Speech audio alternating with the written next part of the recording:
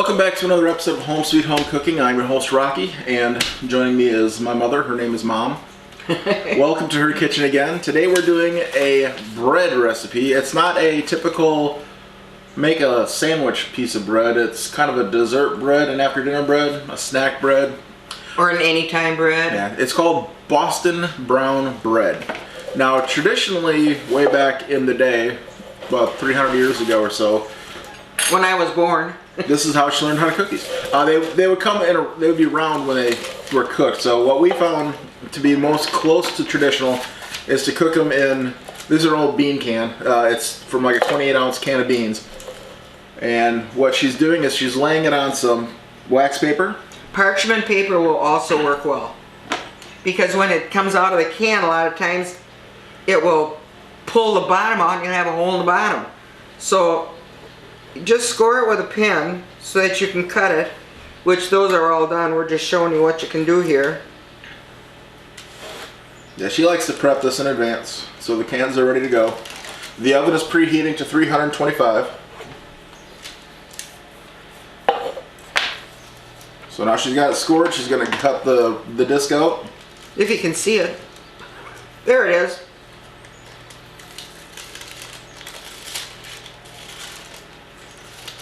Now, I've never made this before, and I don't think I've ever even seen her make this before, so.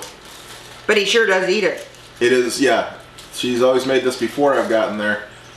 Lots of time that have this for, like around Thanksgiving, for afterwards, or whatever. I mean, it's all year round we get this. And it freezes well. This will make between 6 and 7 of the cans, or you can do this in loaf pans, like a regular bread loaf pan. It would do 2 of those that you would want to grease before you. Or if you've got the really small bread pans, you could, yeah, which I have some of those too. Then it would be 6 to 7 of them. Probably. So we'll set that aside. On to the ingredients. In a mixing bowl, to beat 2 eggs. They're here someplace.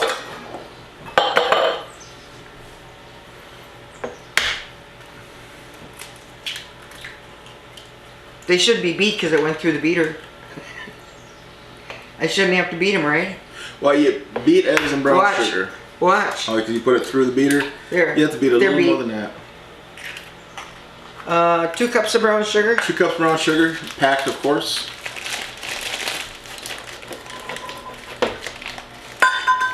And this bowl will be full when we're through.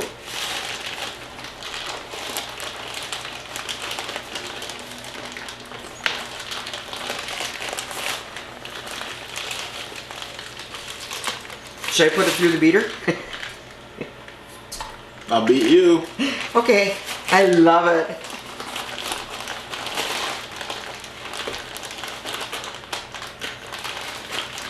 Somebody used to tell me, I'd say, so beat me, and they'd say, no, you'd like it too much.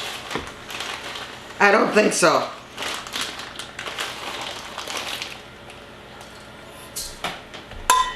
Okay, I'm gonna beat that together.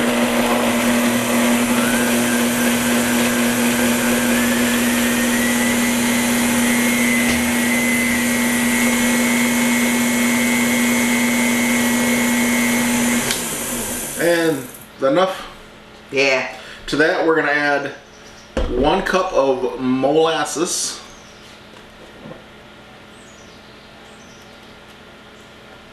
Yeah. Okay, we can do that.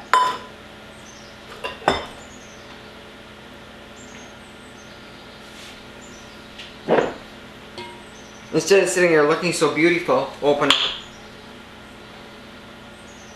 On second thought.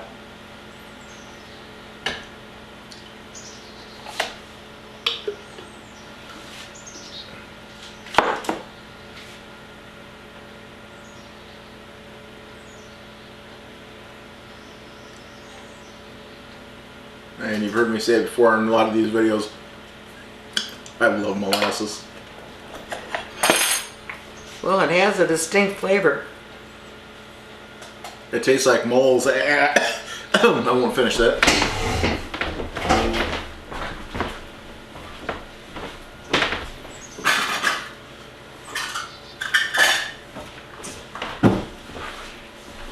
Okay, what's next? 1 quart of buttermilk. Shake your buttermilk before you use it. Make sure you get it all mixed because it will settle. And if you don't have buttermilk, you can use sour milk. Well, not naturally soured in the fridge. She means to sour it, you take 1/3 2 tablespoons of lemon juice to 1 cup of milk, or 1/3 cup of lemon juice to 2 quarts, and let it stand at room temperature for, it says heat? About 10 minutes, isn't Or it? at least 10 minutes. And that will help curdle it a little bit and help sour it. But it's not the same as buttermilk. Top a little more milk off of that, or you think that's Yeah, good? I think I'll put just a little milk in it. We're just short, but I'm glad we used the rest of that buttermilk instead of throwing it away. It's actually a day or 2 out of date. I bought it to make biscuits, but didn't make nearly as many biscuits as I thought I was going to.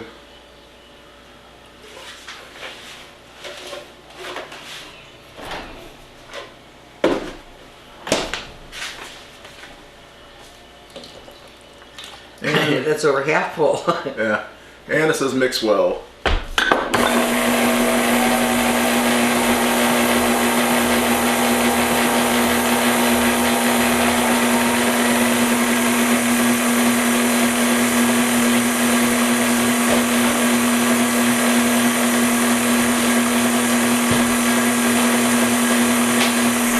Looks mixed pretty well to me, Ma. Okay. Mima. Mima. That's your new nickname, Mima. Okay, Mima.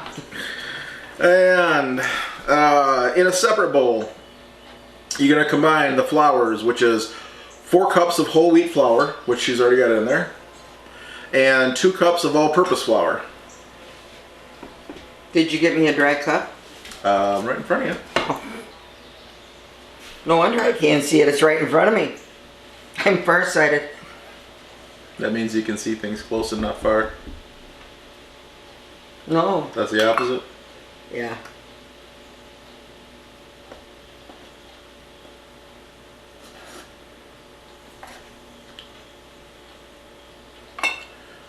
And be very careful, folks, when something calls for flour and you're not sure if it's supposed to be all-purpose flour, look down on the ingredients. If it calls for baking soda or baking powder and salt, you're supposed to put all-purpose flour in it.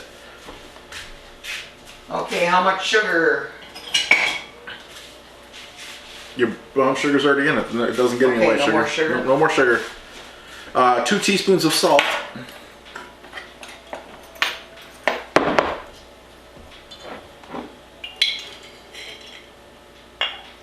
And 2 teaspoons of baking soda. And of course, if a recipe calls for self-rising flour, you don't need to add salt or baking soda or baking powder because it's already in there.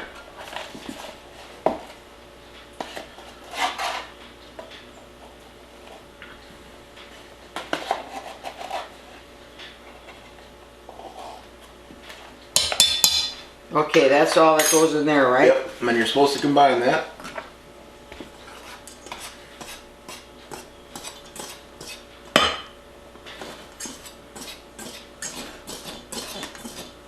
You can lick off the counter later. Molasses. Giant stack of pancakes. Pour some molasses over it. I'm a happy boy. I didn't teach him that. No, I've been down in the south too long. Okay, this goes in there, right? Yep. You want it all in at once, or? I don't think so. I don't think so either.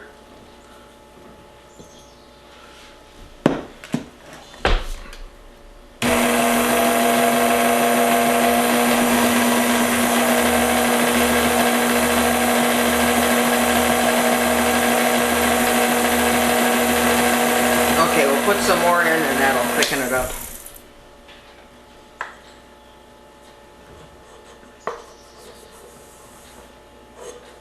Oh yeah.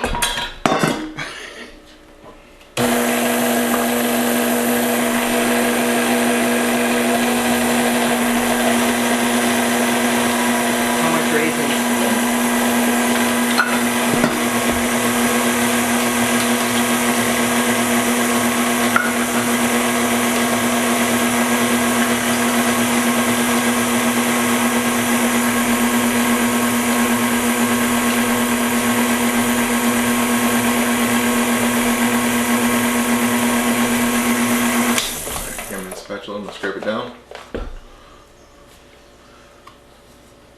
sides and the top have a little bit of dry stuff that's not mixing in, so I'm just gonna scrape down the sides here. And this is a batter. You don't want to over mix it. You just want to stir it until the flour is all moistened.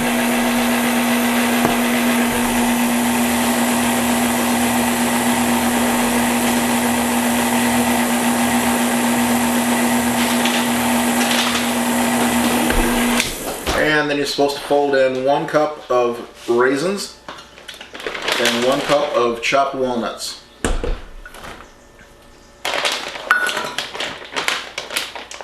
I keep my walnuts in, well, all the nuts, except peanuts, because I eat those.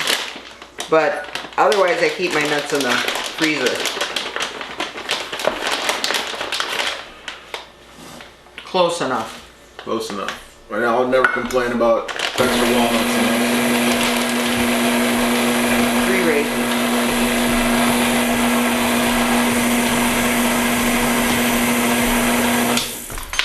All right. And now the fun part, the part that she doesn't want to do, that I have to do. It's heavy. Might be heavy, but I'm going to cheat. Yeah, mix it up again. One more time. Just a little. Good enough. Okay, scrape it off again.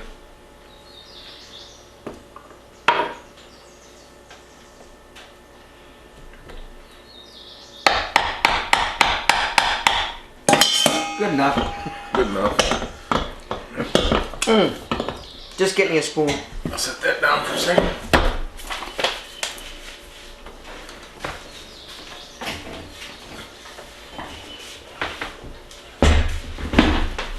All right.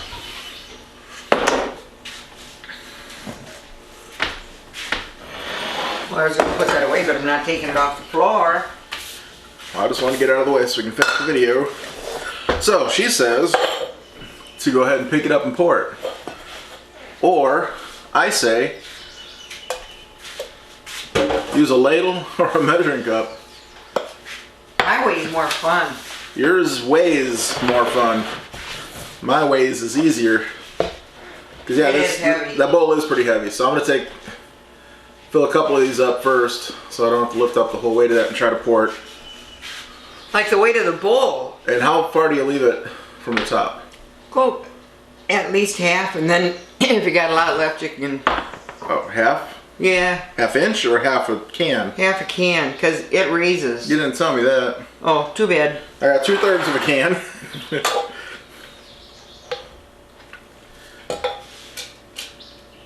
See, she's got to tell me these important things. He's supposed to know all this. I've never made this before. How was I supposed to know? Well, you should have made it before. I should have. This is good bread. Okay. So I'm gonna go ahead and finish pouring these off. What happens after this? You bake them. Want to give them a little more information? Like? You put them on a cookie sheet so they don't Mess spill up over. your Yeah, oven. you don't want it to boil over and get onto the bottom of your oven. So you're gonna put it on a cookie sheet. You're gonna bake it in the middle. Put your rack so it's in the middle, and it's gonna bake at 325 degrees for. It says for loaf pans between 80 to 85 minutes. But if you're doing it in a smaller pan or in a can like this, I would check on it probably at the 70-minute mark, because it's not as dense as a big full pan would be, so it might cook a little quicker. So start looking at it 70 to 75 minutes, and you want to use a toothpick test to see if they're done yet. So I'm gonna get this poured off, and we're gonna get it in the oven, and we'll be back in a few minutes. Okay, as you can see, they're now baked. And you should let them sit longer than we did. We just took them out of the oven. But we gotta go get Pappy from dialysis. Now remember, we've got that parchment paper or wax paper in the bottom. So all you need to do is run around the side with a knife. And hope they come out. And also, as you can see, fill the cans up only halfway. 2/3 is too much. 2 of them came out nicely domed to the top, 3 of them overflowed a little.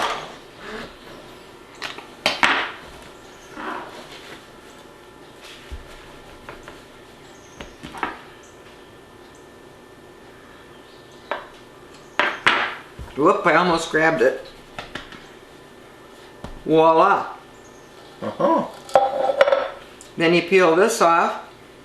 And if you didn't have that in there, honestly, you'd probably pull a lot of the bottom off and have a weird... Of course, that's a good excuse to have a slice. Yeah. Or you could possibly a little bit of butter and flour on the bottom. If you could get a little bit of butter somehow to the bottom of that. But the wax paper or parchment paper works like a charm. Show it to them one more time. You think I can do it again? Do the volcano. No! Those are the hard ones to get out. But they're halfway out of the can already. They're trying to come out. Okay. Plop. I'd rather do that one.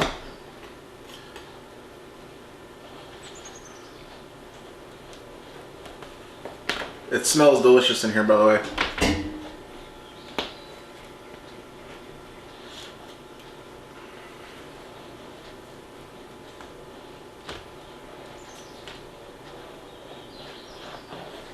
Here, you can eat this. That little piece is in your way. Let me get that out of your way for you. Okay, it's acting like it wants to come out. We'll see. Yep. Oh, no. I didn't have the knife in straight. No, she didn't. I saw it. I thought so too. Well, we'll let this one cool some more. But if I would have had the knife straight, it would have come out nice. I'll tell you what. We'll use this one for our eating one. Go ahead and grab some butter? Margarine? Okay. You can also put cream cheese or different spreads on it.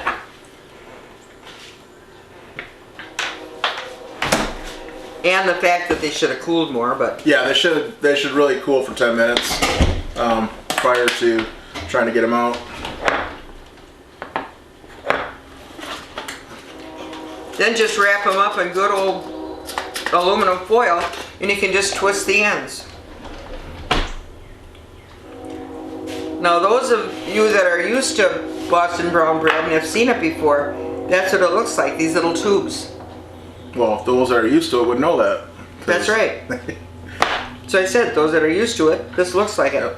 Where the original way they were made. Right. And a loaf of bread, just don't cut it for me because it don't look right. Mm. I could eat this all day, every day, and you keep your cream cheese. I mean, this is margarine. I'd rather have real butter, but it's still delicious. Very savory. I don't like raisins baked in things. I don't mind them in this at all. They're good in here.